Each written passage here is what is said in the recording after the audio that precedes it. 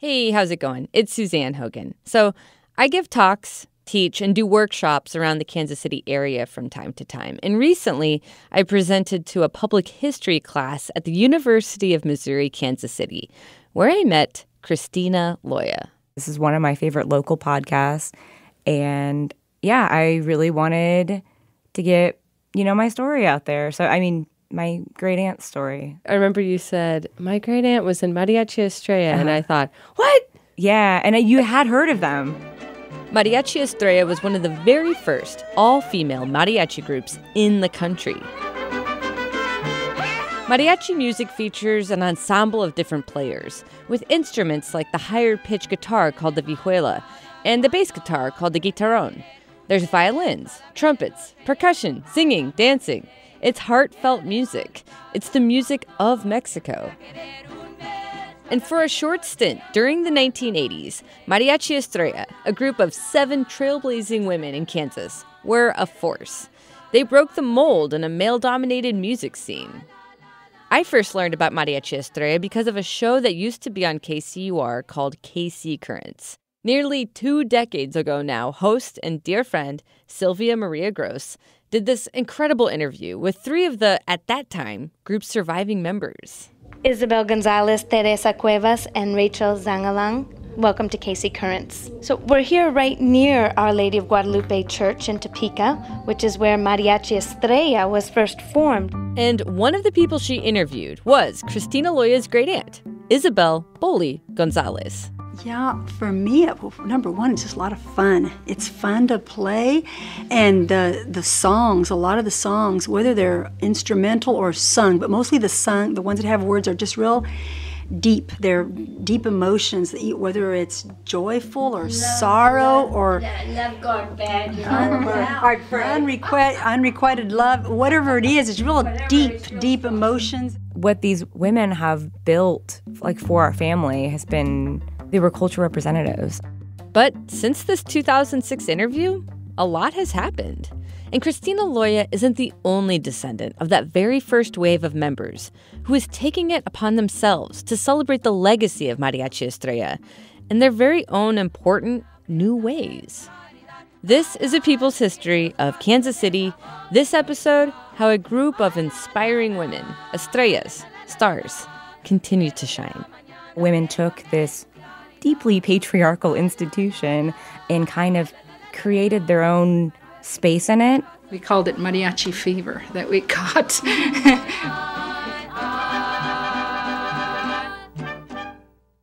Christina Loya wrote her thesis about Mariachi Estrella. It's about her great aunts who played in the group and about other women in her family. How gender roles and expectations have shifted throughout generations of Mexican-American women's lives, and how Mariachi Estrella was a part of this shift.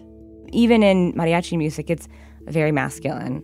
And these women came in and disrupted that, Whether intentionally or not, it's very subversive and very powerful. It all started in a neighborhood in Topeka, Kansas, called Oakland, home to a large and vibrant Mexican-American population for generations. The neighborhood got its start at the turn of the 20th century when a large wave of Mexican immigrants started coming into eastern Kansas due to political and economic upheaval caused by the Mexican Revolution. And there were new opportunities for these immigrants in this area because of the growing railroad industry. The neighborhood of Oakland formed near those railroad lines in the northeastern part of Topeka, Kansas. And Christina Loya says in the early decades of this neighborhood, it was a racially segregated place. It was de facto segregation, where it was not really written in the books like it was for a lot of Black community members, but it was based on skin color, based on if you could, pass. Pretty quickly, a Catholic church was established, Our Lady of Guadalupe Church, in 1914. Christina Loya says it became a center point for the Mexican immigrant community.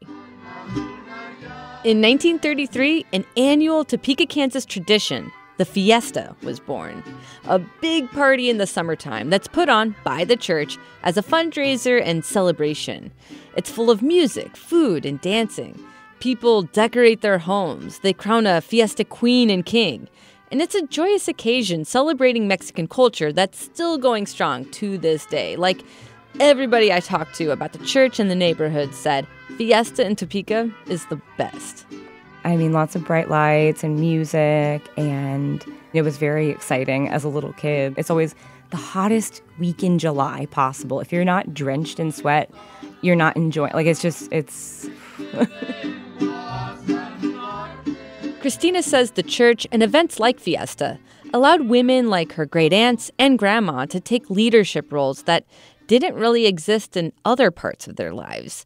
And since the church was the center of the community, that leadership carried real power.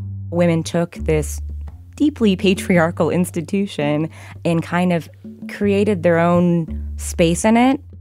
The church was both a spiritual and social center point, and it became a support system and a way to offer more services to the community, with many of those efforts being led by women. And it was out of Our Lady of Guadalupe Church that Mariachi Estrella first started, as a choir group.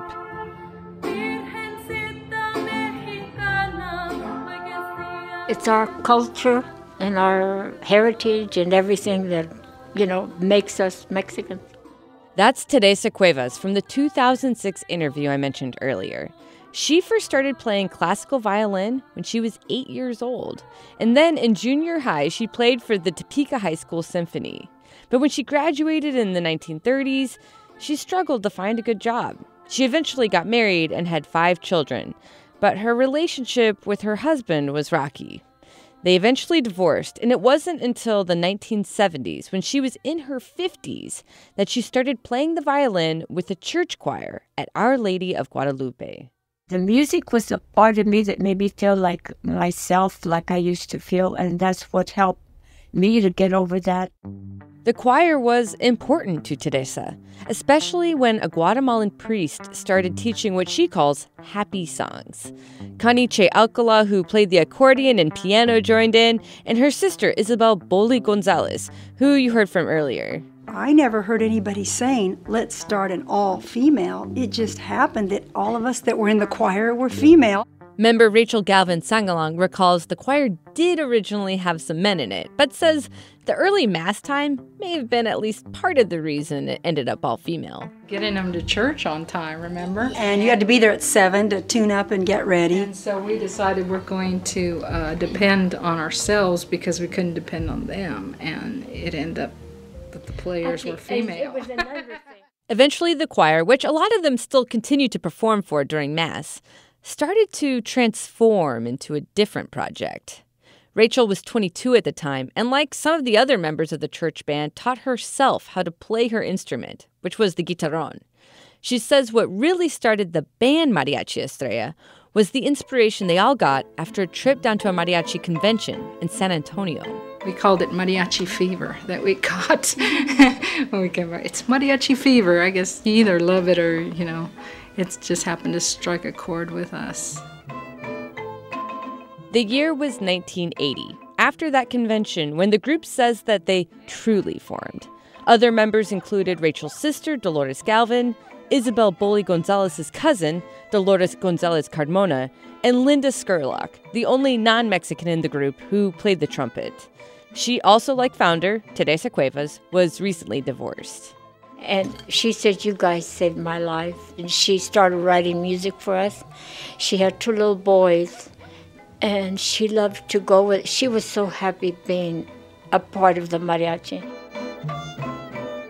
Pretty quickly, the group started playing gigs outside of the church and making a real name for themselves. One time, when they played at a restaurant in Dodge City, they ended up serenading a group of National Guardsmen. And we surrounded them, and they didn't know what to do. They looked at each other, and we kept just getting close to them and, and singing, and we had a good time, and they didn't know how to. I don't know why, but they acted like. See, I think that's the novelty of, because usually, men sing to women instead of the other way around. We were serenading them, and we were having a good time. I enjoyed it, and I'll never forget it as long as I live. And another thing about being an all-female group, I'm wondering if you were ever challenged by men who felt it wasn't appropriate for only women to play, or... They were happy for us. All of them were happy for us. They used to tell us, and they gave us so much attention, didn't they? The women of Mariachi Estrella had a lot of fun together in those days. Their band was like a family, and they'd really get into dressing up in the traditional costumes called trajes, the jackets, sombreros, preparing their makeup, matching bows, the whole look. We had to have outfits, we had to have hats and jewelry, and we were very determined, you know. But see, all the women, I think, I felt that they were women that knew what they wanted. They practiced hard, sounded good, and were getting more and more confident and getting asked to play more shows. Their performances were joyous affairs, and they often brought their family along, encouraging young children to join in and learn. And Teresa Cuevas says each member brought something special, unique to each other, and to the music. God just, it seemed to me that he gave us all this group. Each one had their own, their own thing that they contributed to this group, each one. The band had been playing together for less than 2 years when tragedy hit.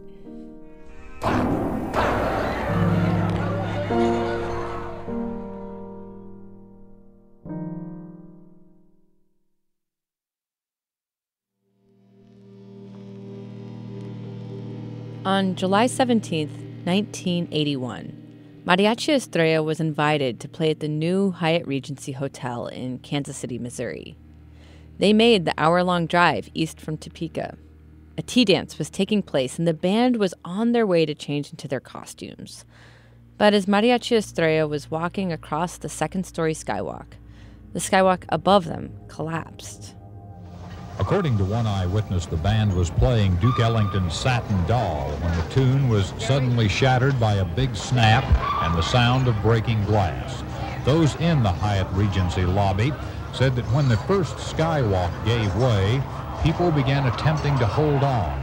They had terrible expressions on their faces, they said.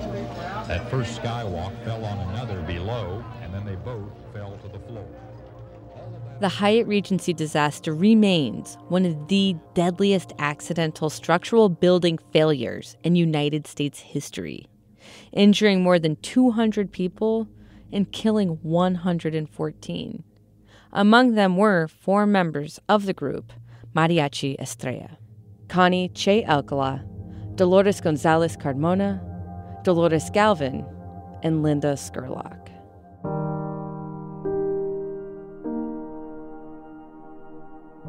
My daughter will tell you she saved my life. Member Isabel Boli Gonzalez, who lost her sister, cousin, and friends that day, says she was nursing her daughter at the time, so she didn't go to any jobs outside of town, so she wasn't there. Rachel Galvin Sangalong and Teresa Cuevas were there that day and ended up trapped in the rubble. And I said, Padre Santo, ayúdame. Wasn't it? I'll never forget. I said it real loud, and then all of a sudden a man said, she's alive. There's a live one. And the only thing I could move was this hand. And I grabbed his hand, and they dragged me out of there. This interview took place in 2006, more than 2 decades after the Hyatt Regency collapse. But you can hear how deeply traumatic and life-changing the experience was for all of them. Their bandmates who were lost that day were trailblazing women. And they were also mothers, sisters, daughters, educators, dedicated community leaders, friends. Obviously, very traumatic for the family. Christina Loya lost her aunt and cousin that day. In Topeka, Kansas, every year, the Our Lady of Guadalupe Church put together a yearbook of sorts for Fiesta. And those books served as invaluable materials for Christina Loya when she was writing her thesis. It also became the source of an unexpected surprise. And I read this, and it was, so powerful for me to read. While looking through the 1982 Fiesta book, the year after the Hyatt Regency disaster, there was a big spread memorializing the group, Mariachi Estrella. And Christina came across a quote from her great-aunt, Connie Che Alcala, who died in that tragedy.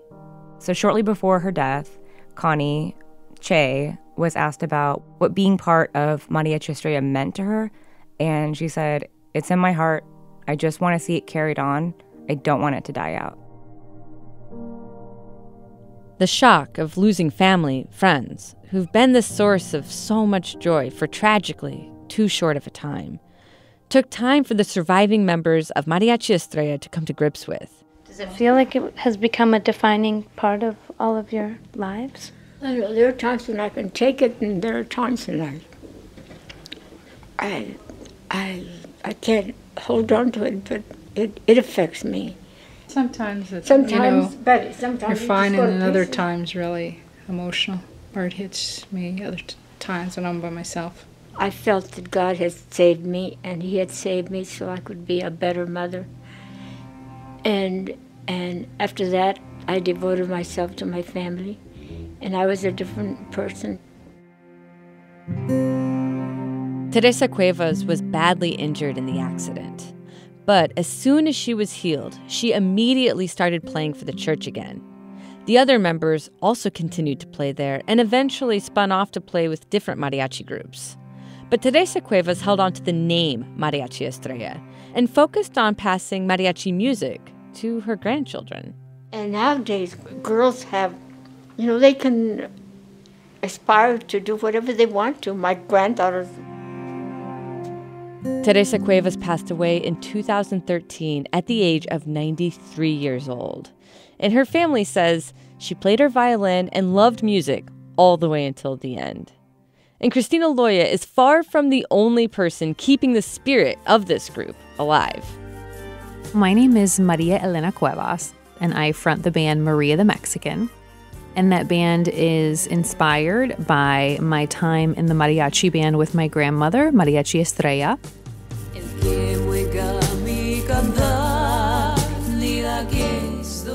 Maria and her sister Teresa, who goes by Tess, are both named after their grandmother, whose full name was Maria Teresa Alonso Cuevas. The sisters both started playing with Mariachi Estrella as kids. Maria played the vihuela, and her sister Tess, like her grandmother, played the violin. So my sister and I always joke we weren't asked. We were just simply told what we would do. Looking back, I'm really grateful for that. But I started performing in my grandmother's mariachi band at the age of 11. Nowadays, she and her sister have taken those musical roots and formed it into a new group, Maria the Mexican, which is a fusion of mariachi with rock and Americana. Can you talk about the choice of the name? Sure. So obviously, Maria referring to my grandmother, but also Maria referring to anyone that has had a similar experience. She's talking about that feeling of growing up in a family that has strong ties to a particular culture, while also feeling a pull in different directions. To my American friends, I was always the Mexican, but to my Mexican friends, I was always, oh, well, you're not Mexican enough. And it was kind of this identity crisis or push-pull issue, and I don't think I'm alone in that. I'd like to say, this is for all the Marias, not just me. And then last, I think it's okay to choose how you want to be identified. And I go back to that story of my father telling me, hey, you're Mexican. We're a Mexican family and we need to be proud.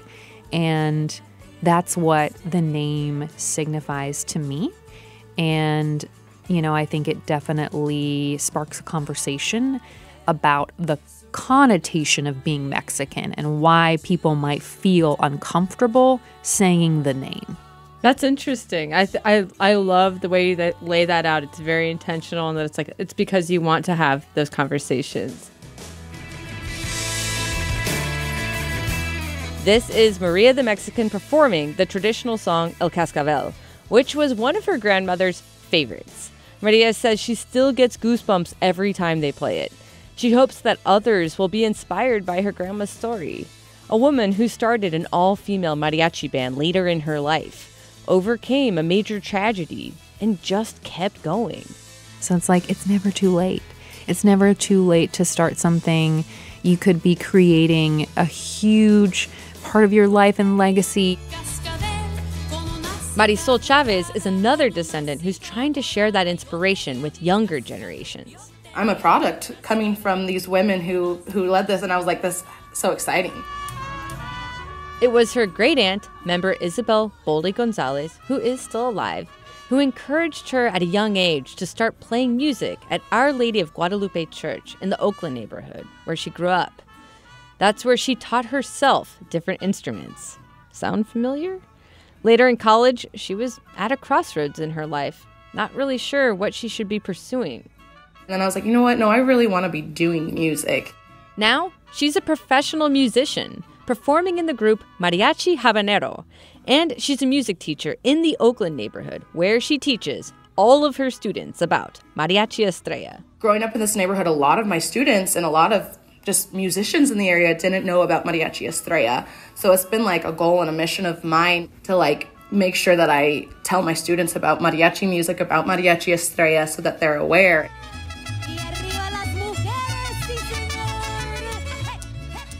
Now you look today and there's all-female groups everywhere.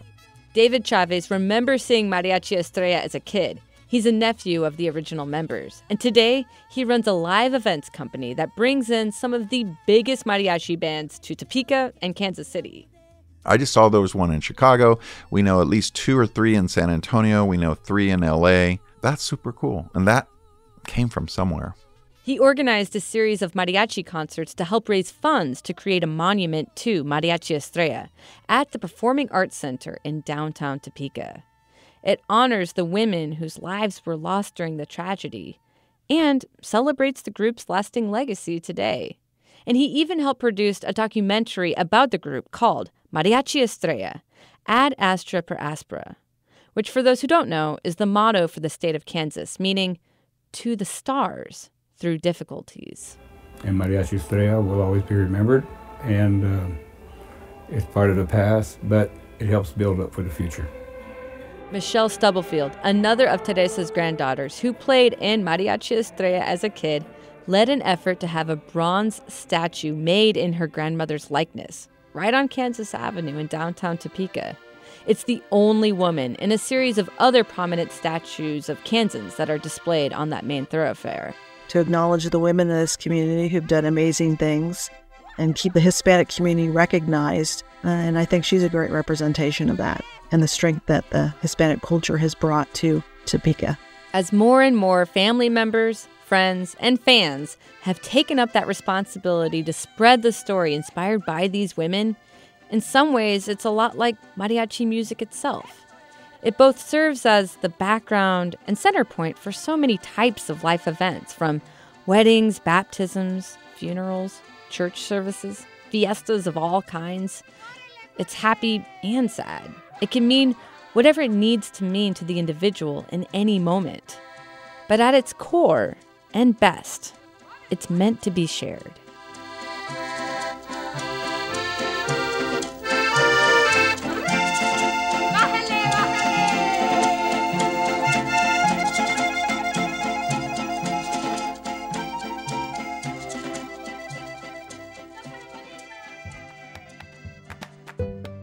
A People's History of Kansas City is a production from KCUR Studios. This episode was reported, produced, and mixed by me, with editing by Lisa Rodriguez and senior producer Mackenzie Martin. Special thanks to Sam Wiseman, interns Gabriella Lacey and Anna Schmidt, the Topeka Public Library, the Greater Topeka Partnership, and all of Mariachi Estrella's family and friends. And a huge shout out this episode to Sylvia Maria Gross, who co-created this podcast with me back in 2020. Her reporting on Mariachi Estrella, in particular, that 2006 interview you heard throughout this episode, was foundational in helping these women's story get told. You heard additional archival audio this episode from KTWU Public Television, Memories of Mariachi Estrella, KMBC9's Chronicle, The Skywalk Tapes, and the film Mariachi Estrella, Ad Astra per Aspera. Music from Mariachi Estrella, Mariachi Habanero, Maria the Mexican, Mariachi Las Alteñas on KSAT 12, and Blue Dot Sessions. If you liked this episode, we'd love to hear from you. Write us a review, share it with a friend, or shoot us an email at peopleshistorykc@kcur.org. We also have a Facebook group you can join for more stories about the people who created Kansas City. I'm Suzanne Hogan. Take care, and thanks for listening.